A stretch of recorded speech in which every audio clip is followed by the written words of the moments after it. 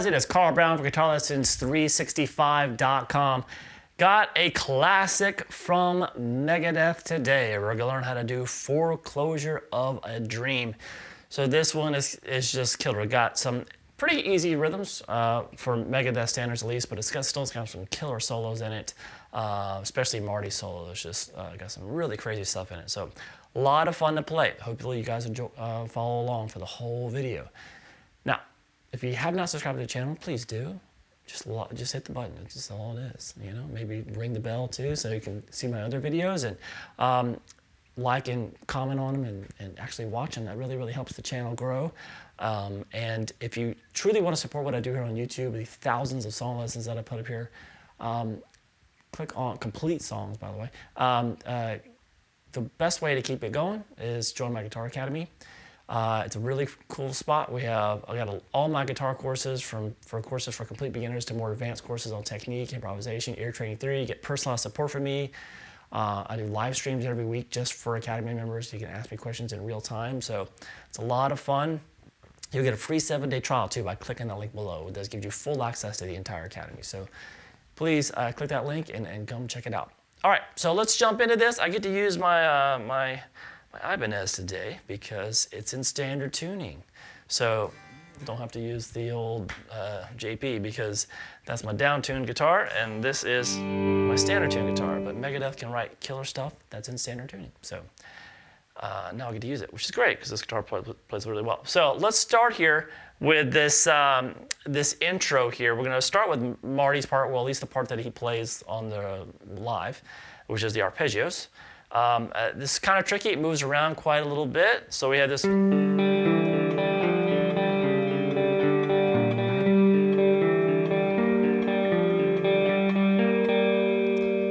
All right, so it's basically mostly a melody note that's moving on the A string. So we're gonna start by the 10th fret there on the A, and then what you're gonna pick is that A string and then the open D, and then the open G. And then you'll go down to this same, you're gonna pick across the same 3 strings, but now it's gonna be the 7th fret on the A, then the 8th, then the 4th, and then at the end here, these last two, it's gonna have abbreviated, so it's not a full 3-note pattern.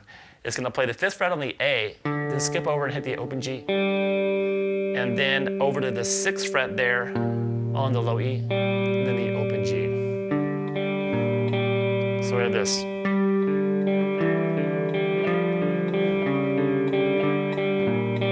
Now you could keep that going, play that note here on the A string, and keep everything consistent on the A, but it makes it harder to come back and start over. So you'll see Marty when he plays it live, he catches that B flat there instead.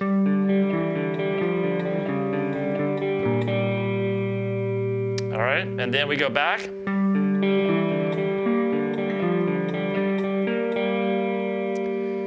He kind of does the same thing here. So he, same rule of thumb, so a different note. So we have the same picking pattern, but it's going to be 10th on the A again, and then 7.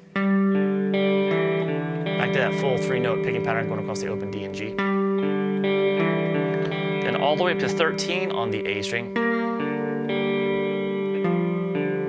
Then back to the 8th fret.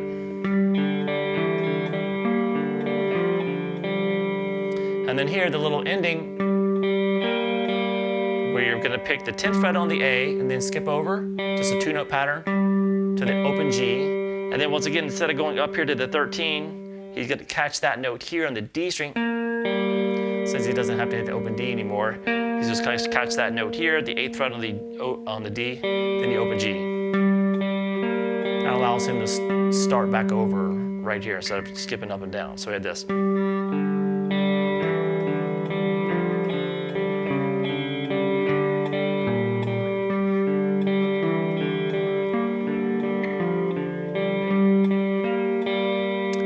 And then we kind of play it again, but this way, the way we did it the first time through.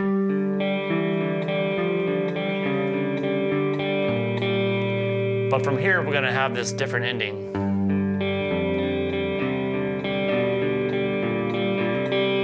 And this ending here that we're putting at this ending of this intro is also what is the verse of the song. So it's the 3rd fret here on the low E string. Then you're gonna pick that open D and G. So it's a 3-note pattern, but basically the melody is on the low E string. So, and then you go down to the 1st fret of the low E, same picking pattern. And then back to the melody here on the A string, 3, 2, 1. When you get to the 1 though, you're gonna pick the 1st fret there on the open A. I'm just on the A string, so 1st fret on the A, that didn't make any sense. Then the open G here you're gonna pick, and then you're gonna hammer 1 to 3 on the A and hit the open G. So,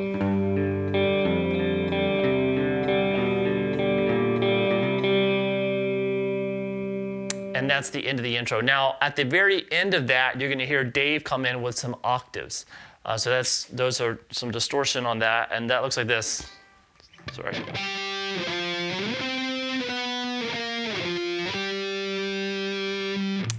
So this is kind of part of a bigger section that he does this throughout the verse, and then he continues it through the pre-chorus.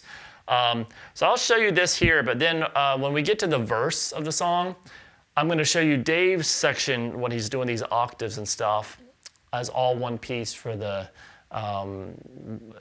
going through the verse and the pre-chorus, because that's all kind of connected. So for here, what Dave's doing here, the intro, saying this is going to be the same thing that he's going to be doing in the verse, but it's an octave shape, and it looks like he's kind of clicking these together, like he's not strumming these. He's picking the low note with the pick, and then using like his middle finger to pick the note on the G string. So this octave shape is just 10 on the A, 12 on the G. Then move that down to the 8th fret, and then up to 17. I'm sorry, up to 15. So this is where the index is at, and the other note follows along. Then 14, 13, then 8, 10. So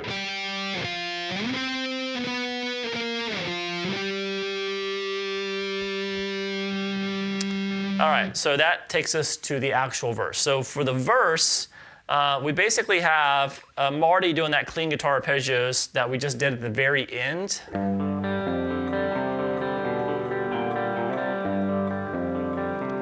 So you repeat that.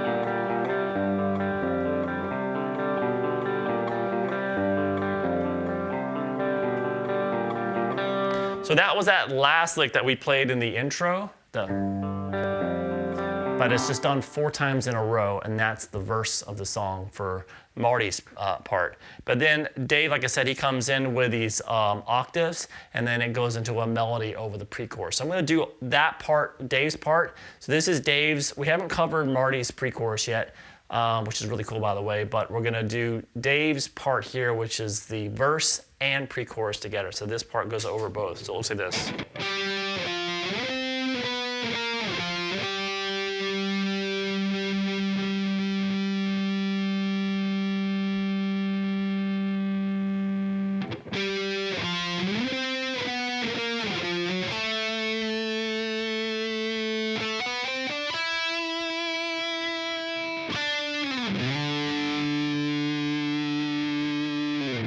All right, so it's that same octave that I just showed you, basically done twice. So that goes into the verse there. And then he does it again. Except at the 8th, that last one, instead of going to that last octave of the 10th fret, he goes, so the second time through, straight to this 7th fret there on the D string, and then 7, 9, 10, and then 7, 9 on the G. And then you're gonna play the 7th fret on the G string and slide that down. Now live, you see him do it, go, and just hit the open D string. You can tell he's not doing that on the recording because you hear a slide into that D. So it sounds like on the actual recording, he slides into the 5th fret of the A string. Or you can play it like he does live and just lets the open D string ring. All right, so that's basically when he gets here, that's when we get to the pre-chorus.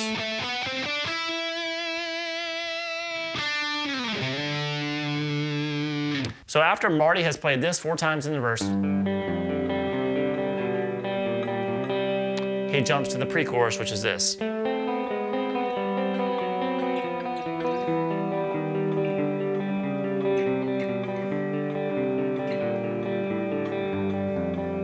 Pretty cool, right? It just keeps going. All right, so what's going on here? We're gonna play 7 on the D, 5 on the G, open B. So it's basically, we're gonna keep that going. Basically just moving the note on the D string down chromatically. And it's keeping everything else, all the other notes and picking pattern the same. So we have 7, then we're gonna pick that 5th fret there on the G, and then the open B. And then the same thing, but now it's just 6th fret on the D. And then 5th fret on the D, still 5th fret on the G, so you have to probably replace it. Open B still, and then 4th on the D. So. And the last 2 are just gonna be back to that 2-note pattern, so it's gonna be 3 on the D, open B, and then 2 on the D, open B. And then we're gonna come over here. And basically do the exact same thing, but over here on the A through G string. So it's gonna be 7 on the A, the note's gonna be moving down on the A string now, but the 7 on the A, 5 on the D, open G is the one you're gonna be picking. So it's on these different 3 strings, same thing that we did here, it's just here. So.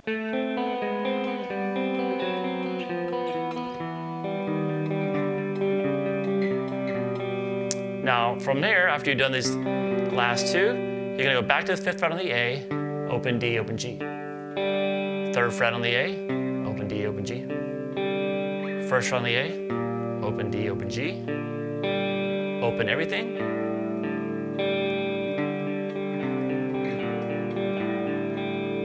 And then play 3rd fret on the low E, open G. 1st fret on the low E, open G. So all together for the pre-chorus.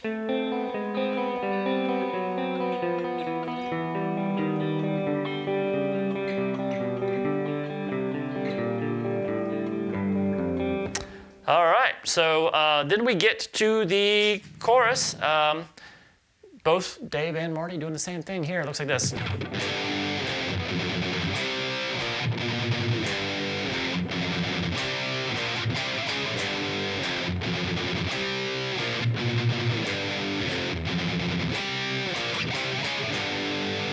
So pretty simple here. Gonna power chord to the 3rd fret of the low E string, then take it down to the 1st fret, and then Dave actually picks up all the other fingers so he can kind of really focus on that and mute the other strings. And just that down, up, down, up, down, up, palm muted on the bottom. And then on the same thing on the power chords of the 3rd fret and 1st fret of the A string. Same back to again. So the second time through from this 3-1 on the A string, and then he goes back to the C power chord, and then the C sharp, and the 4th fret, so this.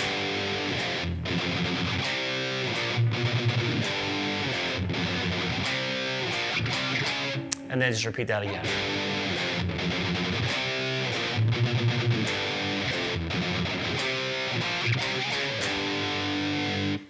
All right, from there we get back into we basically do the intro, verse, pre-chorus, and chorus all over again. So everything we've already covered. So we're zipping through the song now. Then we get to Dave's solo. After this second chorus, we have Dave's solo, and that is over, what's going on underneath that is it's similar to it's moved up to the key of A, and it's similar to the chorus riff, but a little slight variation on it. So it looks like this.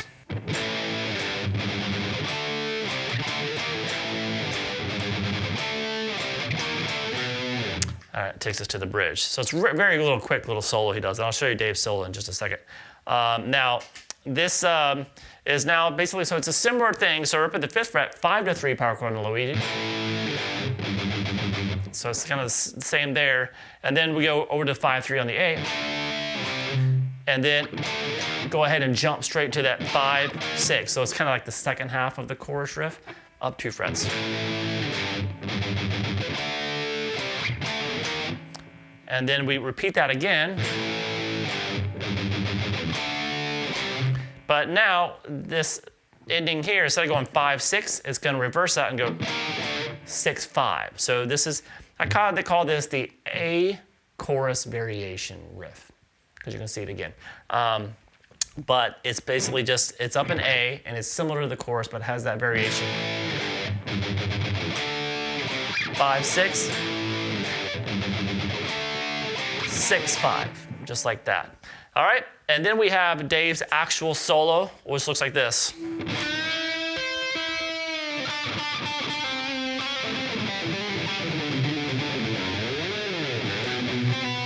Into the bridge there. So very short, got a very aggressive style that Dave always has with his solos. So it's gonna start with a bend at the 7th fret there on the G, and then you're gonna tap the 15th fret, so this. Then pull off to that 7 and release the bend. And then kind of start digging in on that 7th fret. And pull off 7 to 5. And then he does this descending.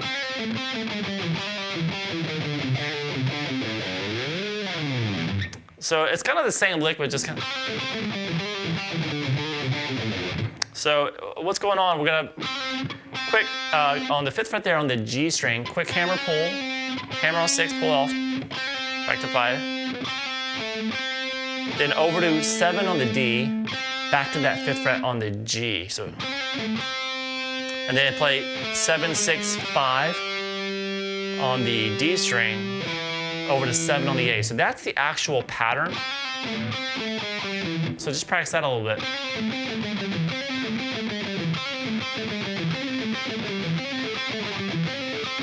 Kind of palm mute those muted, those pick notes. And then you basically do the same thing again. Except the last note's going to be at the so it's basically starting the same lick again from the D string, but instead of going to the 7th fret on that bottom string, just the 8th fret.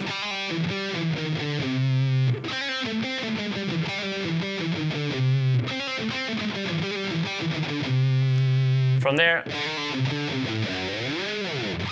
it does this. It goes that same kind of hammer pull from the 5, 6 on the A, over to 8 on the low E. Start. Over to 8 on the low E, back to that 5th fret there on the A, and then we're gonna go. He just kind of goes 5, 8, 5 on the low E, down to 2, and then just kind of slides up. So.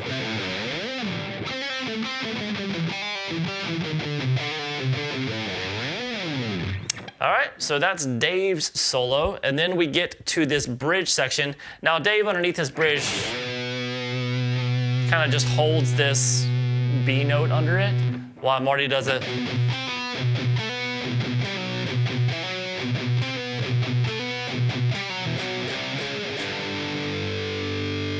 Or Dave, you can, either one, doesn't really matter. But it's basically just the actual bridge. So we have one player just holding this B under it, the 7th fret on the low E, and then the other one's doing the actual riff.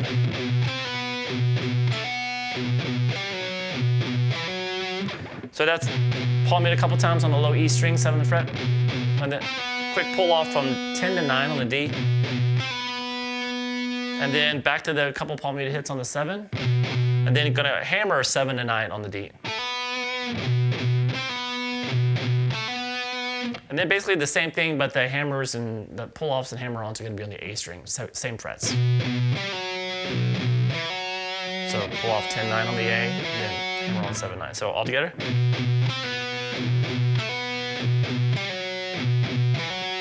Then repeat.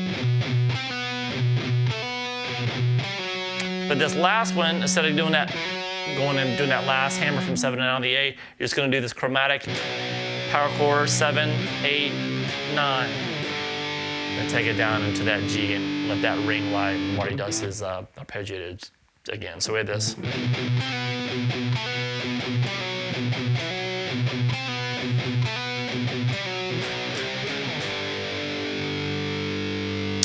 All right, so then it goes back into the intro again while this kind of G5 power chord just rings out. And then we're back into the same verse again, the same pre-chorus again. And then we get to Marty's solo. So before I play through that for you, which is crazy, what's going on rhythmically, what Dave's playing underneath it, is the chorus twice, then the A variation riff done twice as well. So it looks like this.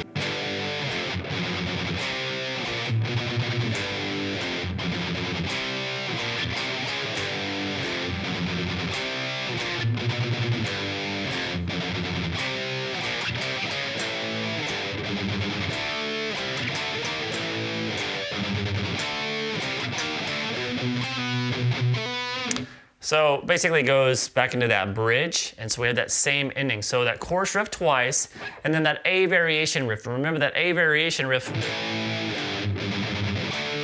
goes right to that 5-6, and then this next time around, 6-5. Reverse them, which is always what they do leading into that bridge. And then the same exact bridge riff again or whatever. But anyway, now it's time to take a look at Marty's solo. So let me play through that for you, and then I'll show you how to play it note for note.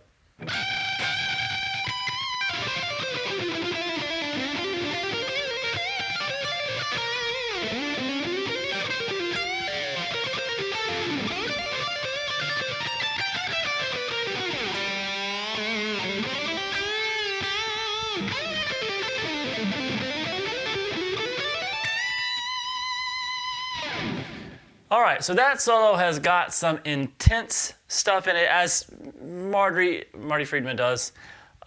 He has got some really unorthodox stuff that's thrown into his solos that make him very, very challenging to play. He's got a very unique style, true original. But we're going to do our best here. So let's take a look at this phrase by phrase. We're going to start here with this really cool line, that kind of descending lick that happens. It's like this.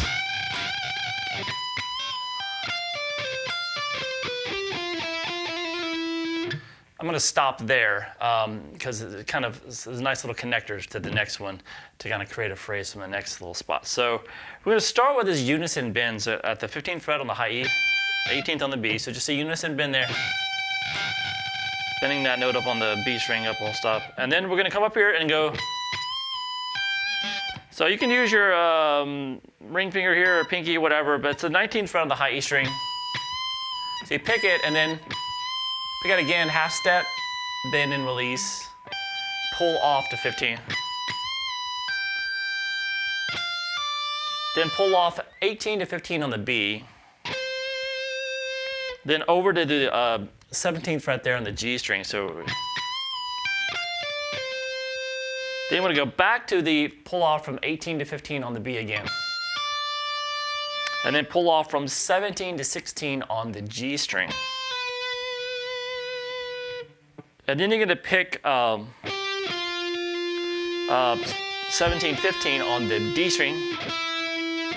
Then shift back to the 14th, play 14, 15. And then a quick little trill there. So we have this.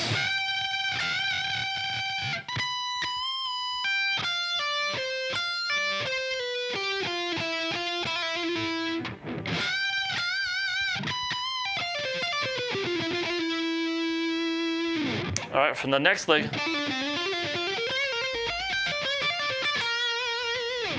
So really moving around quick here, but we're going to start with this. So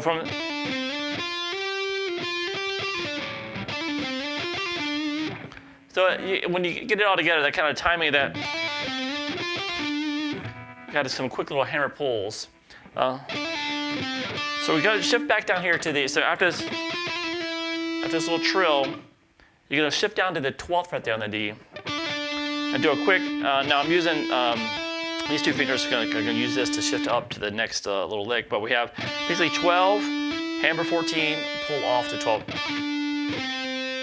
Then come over to the 15 on the A string, slide up to 17. Over to 15 on the D, and then do a quick pull off from 17 to 15 on the D, back to that 17 on the A. See those quick? These little pull offs are quicker. And then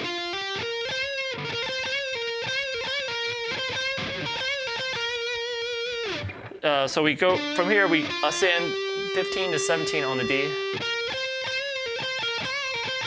And then you play 15 to 17. When you get that 17 on the G, kind of a bend and release, then back down to 15, and then back to 17, 15. So it's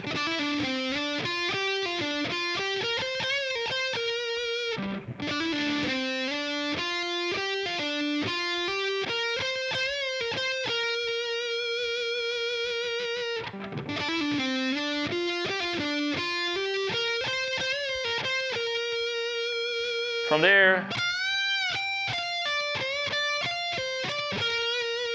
we have that little lick that ends this. So we have this bend to the 18th fret there on the B, over to 15 on the high E string, pull off 18 to 15 on the B, and then you get a bend to 17th fret there on the G string,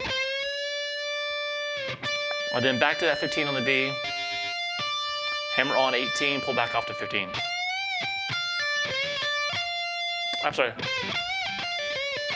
Sorry. You just go 15, 18. Don't go back to the 15. And then from there, you can end it like that, which is 17 on the G, 15 on the B, 15 on the G. So all together here from this little.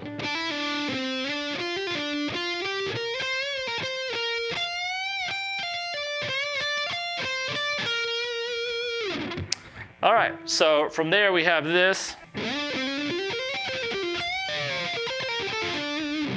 All right, that lick right there is kind of crazy too. So it's gonna start with a slide into the 17th fret there on the A string. And then, so you kind of slightly pause on that note, and you're gonna play 15, hammer on 16, hammer on 17 on the A. And then hammer 15, 17 on the D. Over to 15 on the G, hammer on 17, hammer on 18. Jump over here and grab the 15th fret on the high E string, so we have this.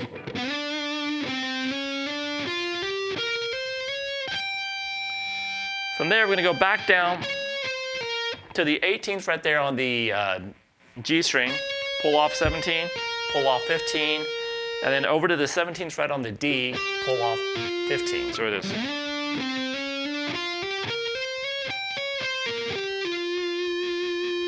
From there, we had this kind of interesting lick. Oh, sorry, hard to do. It's one of those ones that's harder to do isolated than it is in the middle of a solo. I don't know. So when you're digging into something, it's a bit easier. What makes it hard is he does a bend on the 18th fret there on the B string, and then out of that, he just releases a bend at the 17th fret on the G string. So it's kind of a bend up. You don't hear that one go down, you just hear this one pre-bent and come back down. So how he achieves that is he bends both of them when he does the initial bend on the 18th fret. And then, so you kind of don't do this and then try to catch that 17. Bend them both when you pick that note on the B string, the 18th fret. And then you pick the G string. And then that lick is 15 on the G, and then you're going to pick 17 twice. When you pull off to this 15, you're also going to hear him catch that 15 on the B. It sounds like when you kind of slow it down, it sounds like there's a double stop there. But what I think is really happening is when he does that pull off, he kind of brushes that B string there, like that. So you hear those two notes together, but he's not actually picking the double stop. He's just picking this twice, pull off to the 15th fret there on the G, and then you pick the 17th fret there on the D string, and then you go across this D minor arpeggio. 14 on the G, 15 on the D, and 17 on the A string. Now you can sweep that however you want to do it. So we have this, here.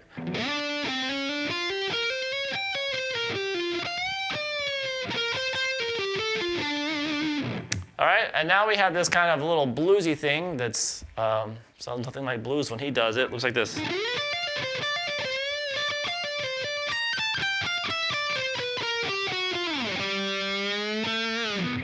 That kind of goes into that next section. So that lick, now when he first slides up into this note, he slides into the 16th fret, not the 17th. So you hear the slide into the 16th fret there on the G, and then you're gonna do that 15 on the B, hammer on 18, pull back off to 15 on the B. Then he goes over to the 17 on the G.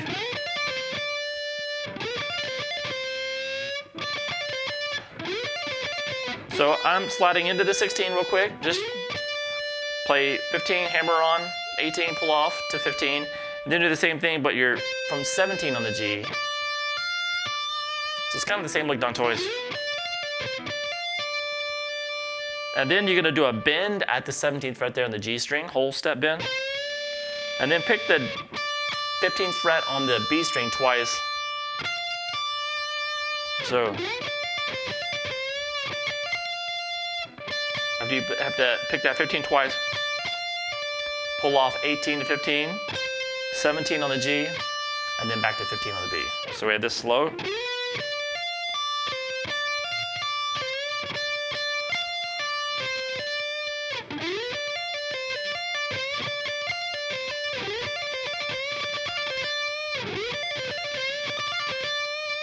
And then we had this little descending thing.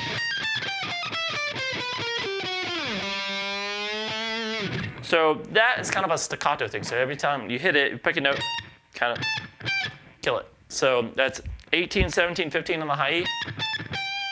Same thing on the B. Then 17, 16, 15 on the G. And then the same thing on the D. When you get that last one, he kind of slides off of that note. And then it comes down to this next section. Now I'm not gonna slide into the bend here. You can just kind of slide. So it sounds like you did it, but you can go down there and catch this note, this big bend here on the D string, the 5th fret, with just an easier bending finger. For me, it's just gonna be the ring finger. So what he does is he bends this up. I'll play the phrase first.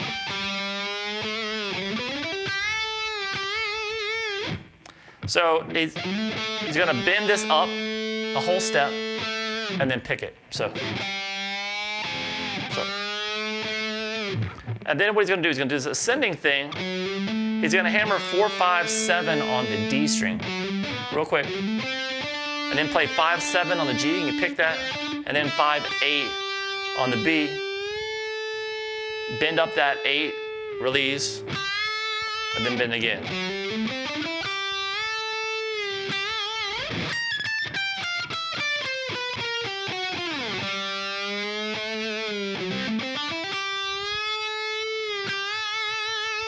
One more time.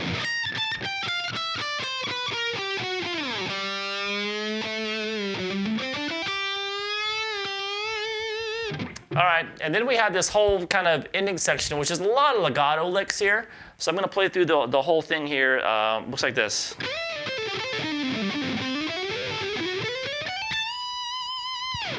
All right, got that? We're done. Just kidding. All right, here we go. So we're gonna start here. We're gonna slide into the 12th fret on the high E string. Pull off to 11, then 10. Then over to 10 on the B string. I'm sorry, 13 on the B string. pull off to 10. Then pick 12 on the G, and then go back to the B string, hammer on 10 to 13. And then here, I feel like he's, just for, because it's a little bit awkward move, I think he's doing, slides down from this top note. So he goes down to the 13, slide on the D string, slide down to 12, pull off to 10, then 12 on the A, pull off to 10, back to that 12, hammer on, pick 10 on the D, and then back to 12 on the A. So we have this.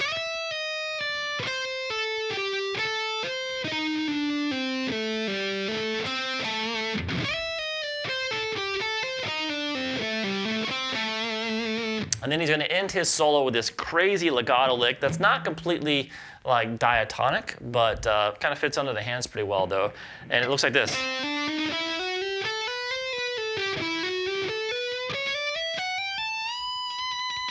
So that's going to be, you're going to start that lick here at the 10th fret. So after you, once you get here, now you're going to start the legato lick here. 10 on the D, hammer 12, 13, use whatever fingers you like. And then 9, 11, 12. And then 10, 12, 13 on the B. So you want to kind of keep those connected as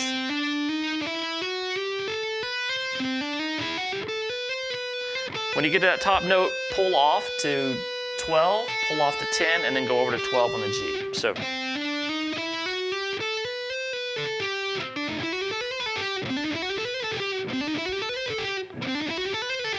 all right, and then you're going to jump up here to the 14th fret here. And we're going to do a straight ascending thing. We're going to do 14, 16, 17 on the D. And then the same thing on the G. Then 14, 15, 17 on the B. And then 14, 15, 17 on the high E. Into a bend there. It sounds like a bend because when you hear the bend, is that doesn't go up to there, because when you hear it on the record, you hear his vibrato, and his vibrato hits that note and then comes down from it and goes back up to it. So you can't really do that if you're doing the vibrato from the actual fretted note at the 19th fret there. The vibrato, the pitch would go up to the next note. So to get that note under it, he's bending up to that note. So we have basically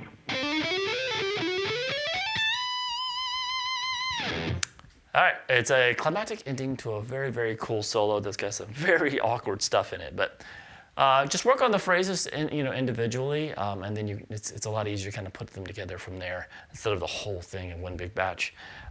Anyway, so after that solo, we get to the bridge again. So he plays the same bridge.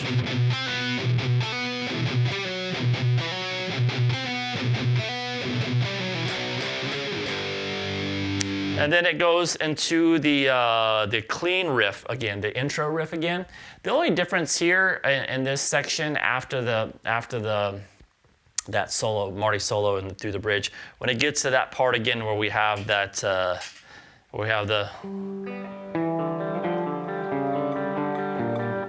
going on. The only thing that is different really about this part is you don't hear Dave come in with it. You don't hear him do that there because it's kind of like an abbreviate. It does the verse and it goes straight from the verse into the chorus. So basically, all that's going on here while Marty's doing that riff is Dave's just holding a G power chord there at the 3rd fret, and that's about it. And then we get to the chorus. Now this chorus is a little different than the previous choruses. We're going to go to the G, a chorus in G, play that twice, and then we're going to play the chorus in A once, and then back G once. Now this is not the A chorus variation, which we played earlier in the song, where that when we moved it up to A, we actually play the chorus slightly different. Here, the chorus is played the exact same way it's played in G, obviously just 2 frets higher. So it looks like this.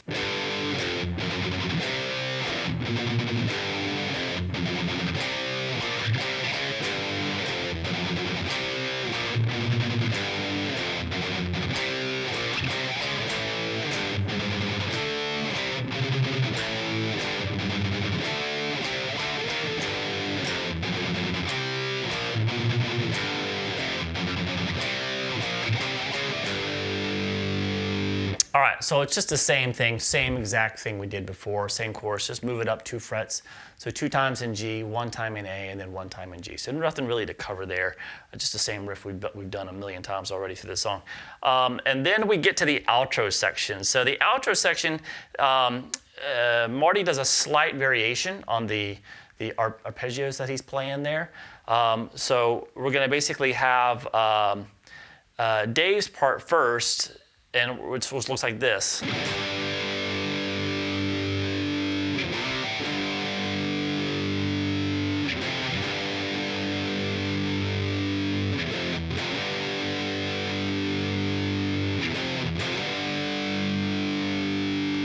So it's that G power chord.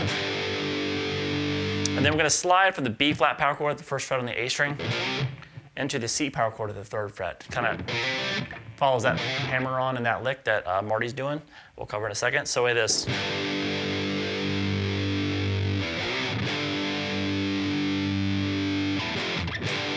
And then it just goes to F, which is just the F power chord, and then back to G. So that's the 1st fret, 3rd fret. And then we're going to do that again twice, but this time sliding into the G.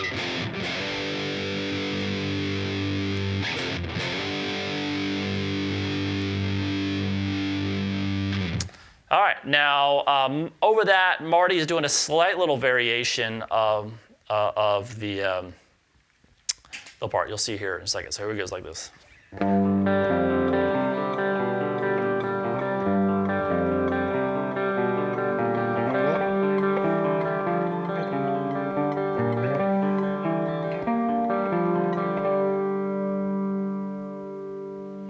So it was that same verse.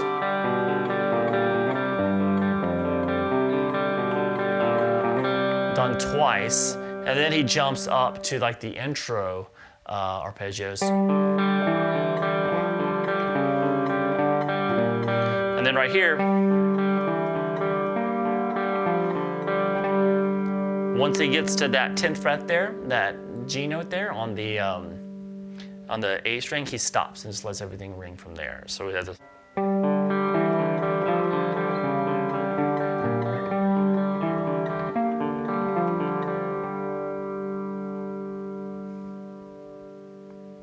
All right, and that is it for Foreclosure of a Dream. Is a great song.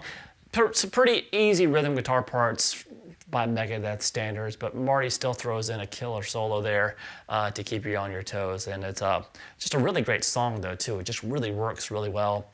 Even if the riffs are pretty simple, it's just classic Megadeth. It works very, very well. All right, hope you guys enjoyed it. I'll see you again soon for GuitarLessons365.com.